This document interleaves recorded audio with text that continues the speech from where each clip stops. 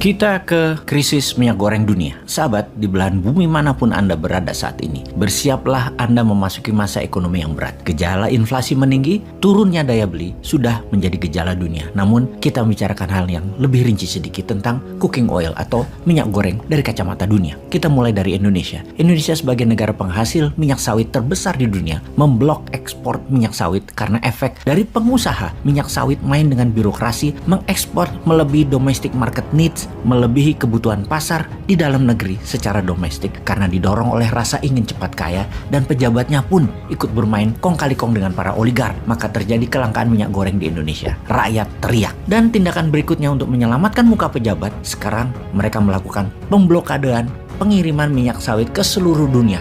No export. Ini membuat dunia panik. Kita semua tahu, dua negara penghasil minyak bunga matahari sekarang lagi berperang. Ada juga minyak goreng lainnya, misalnya minyak sayur berbahan kedelai atau soybean oil. Namun saat ini mereka lagi kena masalah dengan iklim yang ekstrim. Terlalu panas di beberapa tahun ini menyebabkan banyak kekeringan yang membuat banyak gagal panen. Juga canola oil mengalami masalah yang sama. Pertanyaannya, bagaimana Anda mendapatkan cooking oil dengan semua masalah itu di dunia? Memang tidak semua masakan memerlukan cooking oil, tetapi tetap saja diperlukan. Bahkan Anda memakan salad sekalipun terenak disiram sedikit olive oil atau minyak zaitun pada salad dressingnya atau mayonesnya. Minyak goreng ada sedikit di mana-mana pada setiap masakan utama, pada saat memanggang, menumis, bahkan pada tepung untuk pizza pakai cooking oil. Dan saat ini supply cooking oil mulai terbatas. Apa rencana kedua Anda? Apa kita harus menimbun minyak goreng di rumah? Sejauh ini, cooking oil di seluruh dunia sudah meningkat 23% harganya. Di Indonesia,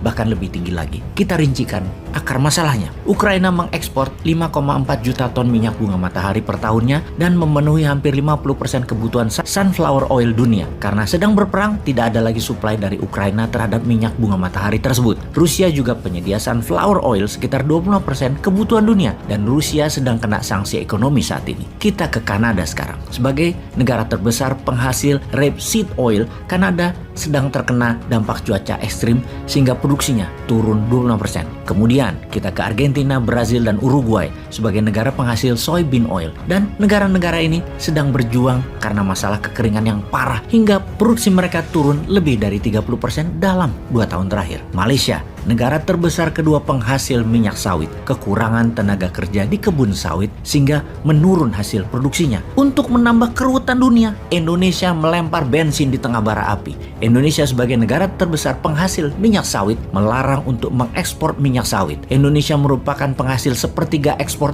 minyak goreng atau 30 ton per tahunnya. Pengimpor terbesar sawit Indonesia adalah India dan Tiongkok. India bahkan menggantungkan 50% lebih kebutuhan minyak gorengnya dari Indonesia, di mana India merupakan negara terbesar di dunia pengguna minyak goreng. 1 tahun 13 juta ton kebutuhannya. 60%-nya adalah minyak sawit, 20%-nya adalah soybean oil, dan 12% sisanya adalah sunflower oil. Juga sisanya macam-macam minyak lagi seperti minyak zaitun misalnya. Kalau diperhitungkan per orangnya, India membutuhkan 19 kg minyak goreng cooking oil per tahunnya. Kebutuhan tersebut Indonesia memenuhi lebih dari 50%, kemudian Malaysia 30%. Diperkirakan India efek kekurangan cooking oil dan terbatasnya persediaan akan membuat harga naik cooking oil tersebut mendekati 30% dan akan membawa 1% inflasi di India. Bayangkan, Indonesia bisa membuat India inflasi. Ini membuktikan Indonesia negara global player sejak awalnya. Memang takdirnya Indonesia itu adalah jadi negara besar. Secara keseluruhan dunia, sekarang harga minyak sawit sudah meningkat 55% di pasar Amerika. Harga soybean meningkat 27%. Rapeseed oil naik 50% di Eropa juga Amerika, dan semua ini kedepannya akan semakin buruk. Jadi sebagai konsumen,